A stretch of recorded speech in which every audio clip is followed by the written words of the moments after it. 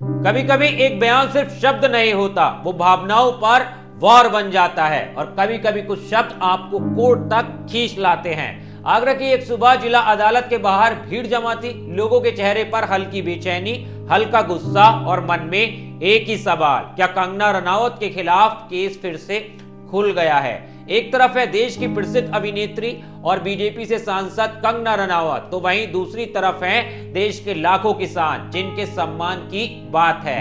किसान आंदोलन, विवादित बयान, सोशल मीडिया पोस्ट और अब अदालत। आज की कहानी सिर्फ एक मुकदमे की नहीं है, बल्कि न्याय, सम्मान और जिम्मेदारी की है। नमस्कार दोस्तों, मैं हूं आपके साथ ऋषभ चौहान। कहानी शुरू होती है साल 2020 से, जब देश में किसान बिलों को लेकर बड़े पैमाने पर आंदोलन चल रहा था।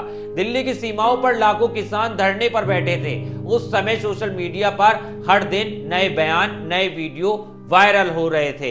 इसी दौरान बॉलीवुड अभिनेत्री और बीजेपी सांसद कंगना रनावत का एक ट्वीट विवादों का कारण बन गया। उन्होंने एक बुजुर्ग महिला की तस्वीर शेयर करते हुए लिखा था कि यह महिला 100 रुपए में धरने पर बैठ जाती हैं। यह बात किसानों को बेहद आपत्तिजनक लगी। आंदोलन कर रहे लोगों को लगा यह सिर्फ एक महिला का अपमान नहीं है, बल्कि पूरे किसान समुदाय की गरिमा पर हमला है। इस ट्वीट को लेकर उत्तर प्रदेश के आगरा में एक शिकायत दर्ज हुई। शिकायत करने वाले थे देवेंद्र सिंह चमरोली, जो खुद किसान नेता हैं। उन्होंने आरोप लगाया कि कंगना का बयान समाज में नफरत फैलाता है और किसान समुदाय की भावनाओं को ठेस पहुंचाता है। कानूनी भाषा में कहें तो शिकायत में आईपीसी की कई धाराएं लगाई गईं, जैसे 153A, 500 और 505। साल 2021 में अदालत ने कंगना रनावत को नोटिस भेजा। अदालत चाहती थी कि कंगना इस मामले में अपना पक्ष रखें और बताएं कि यह ट्वीट किस संदर्भ में किया गया था, लेकिन कंगना की तरफ से कोई जवाब नहीं आया। उनकी टीम की ओर से भी कोई स्पष्टीकरण दाखिल नहीं हुआ। अदालत ने कई बार तारीखें दी, लेकिन हाजिरी नहीं लगी। आखिरकार एक समय ऐसा आया जब अदालत के पास केस को आगे बढ़ाने का आधार ही नहीं बचा, इसलिए मामले को बंद कर दिया गया। लेकिन इससे विवाद शांत नहीं हुआ, सिर्फ दब गया। समय बीतता गया, किसान आंदोलन समाप्त हो गया, लेकिन ट्वीट का मसला बार बार उभरता रहा। सोशल मीडिया पर जब भी किसान मुद्दे की चर्चा होती, कंगना का यह बयान फिर से सामने आने लगता। इसी बीच साल 2024 और साल 2025 में किसानों के बीच यह मांग फिर जोर पकड़ने लगी कि मामले को दोबारा खोला जाना चाहिए ताकि न्याय मिल सके। और फिर आगरा में शिकायतकर्ता ने अदालत में अर्जी दी कि मामला बंद करना उचित नहीं था, क्योंकि नोटिस भेजने के बाद भी कंगना की तरफ से जवाब ना आना लापरवाही माना जाना चाहिए। किसान संगठनों का कहना था कि अगर कोई साधारण नागरिक अदालत का नोटिस ना ले तो उस पर सख्ती होती है, फिर एक सांसद पर क्यों नहीं? अदालत ने इस तर्क को गंभीरता से सुना। कई दस्तावेज दोबारा जांचे गए और फिर एक फैसला आया, कंगना रनावत के खिलाफ केस दोबारा खोला जाएगा। यह फैसला आते ही मीडिया में हलचल मच गई। देश के कई हिस्सों में किसान संगठनों ने इसे न्याय की दिशा में कदम बताया। वहीं कंगना रनावत की तरफ से कोई आधिकारिक बयान सामने नहीं आया है, लेकिन उनके करीबियों ने यह जरूर कहा है कि वह अदालत का सम्मान करती हैं और कानूनी प्रक्रिया का पालन करेंगी। अब बात करते हैं इस मामले में असली कानूनी तथ्य क्या है। कानून के अनुसार कोई भी बयान जो किसी भी समुदाय, पेशे या समूह का अपमान करे उसे हेटफुल माना जाता है। किसानी सिर्फ पेशा नहीं है, भारत की सबसे बड़ी सामाजिक पहचान है। लाखों लोग खेती से जुड़े हैं, इसलिए जब बयान किसानों पर, उनकी प्रतिनिधि मानी जाने वाली किसी बुजुर्ग महिला पर हो तो मामला संवेदनशील हो जाता है। दूसरा पक्ष यह भी कहता है कि सोशल मीडिया पर अभिव्यक्ति की स्वतंत्रता भी है।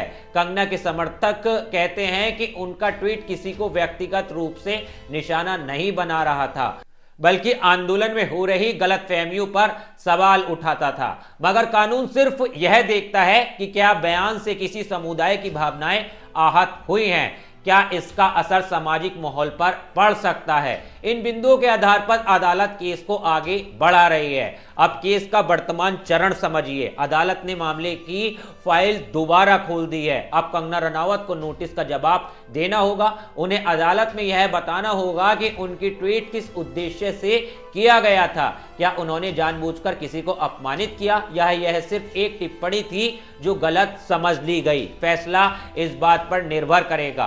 उधर किसान संगठनों ने इस फैसले को लेकर संतोष है। उनका कहना है कि यह कदम सिर्फ एक ट्वीट के बारे में नहीं है, बल्कि किसानों के सम्मान की लड़ाई है। उनका मानना है कि एक सार्वजनिक हस्ती के शब्द लाखों लोगों को प्रभावित करते हैं, इसलिए उन्हें अपने बयान की जिम्मेदारी लेनी चाहिए। कंगना के समर्थक इसे राजनीतिक प्रेरित मामला मानते हैं। उनका तर्क है कि कंगना हमेशा मुखर रही हैं, इसलिए उनके हर बयान को विवाद में घसीटा जाता है। सोशल मीडिया पर दो पक्ष भिड़े हुए हैं। कुछ लोग कहते हैं कंगना ने गलत कहा, कुछ लोग कहते हैं कि वह सिर्फ अपनी राय रख रही थी। लेकिन सच क्या है, इसका फैसला अदालत में होना बाकी है। इस कहानी का सबसे दिलचस्प हिस्सा यह है कि एक ट्वीट ने इतने सालों बाद भी अपनी गूंज नहीं खोई है। यह दिखाता है कि अब सोशल मीडिया सिर्फ मनोरंजन या बहस का मंच नहीं है, बल्कि कानून और न्याय तक पहुंचने वाला रास्ता भी बन गया है। यह मामला हमें एक और सबक देता है। लोकप्रियता चाहे कितनी भी हो, कानून सबके लिए बराबर होता है। अगर किसी किसान की भावना आहत होती है तो वह भी अदालत जा सकता है, और अगर उसका दावा सही पाया जाए तो न्याय मिलता है। आखिर में इस केस का परिणाम चाहे जो भी हो, यह घटना आने वाले समय में नेताओं, अभिनेताओं और सार्वजनिक हस्तियों को यह सोचने पर जरूर मजबूर करेंगी कि उनके शब्द कितनी दूर तक असर डालते हैं। हो सकता है कि अदालत आगे चलकर ट्वीट के इरादे, शब्दों के चयन, उनके प्रभावों का मूल्यांकन करे, और उसके बाद ही तय होगा कि यह मामला मानहानि और भावनाओं को आहत करने की श्रेणी में आता है या नहीं। कहानी का अंत अभी बाकी है। अदालत का फैसला आने में समय लगेगा, लेकिन एक बात साफ है कि यह मामला सिर्फ कंगना रनावत या एक किसान नेता का नहीं है, बल्कि सोशल मीडिया की शक्ति, जिम्मेदारी और कानून की समानता की कहानी बन चुका है। खैर दोस्तों, इस मामले पर आप क्या सोचते हो? कंगना रनावत ने जो बयान दिया था उसे आप किस तरह से देखते हो, और कंगना रनावत को आप किस तरह का नेता मानते हो? वो नेता ज्यादा बेहतर हैं या अभिनेता ज्यादा बेहतर हैं? आपकी क्या राय है? कमेंट करना मत भूलना। वीडियो पसंद आई हो तो लाइक करना, शेयर करना, और मेरे चैनल को सब्सक्राइब करना भी मत भूलना। मैं इसी तरह से कहानी के अंदाज में आपके लिए खबरें जो हैं वो लाता रहता हूँ। मिलता हूँ आपसे किसी और वीडियो में किसी नई कहानी के साथ। तब तक के लिए धन्यवाद। जय हिंद।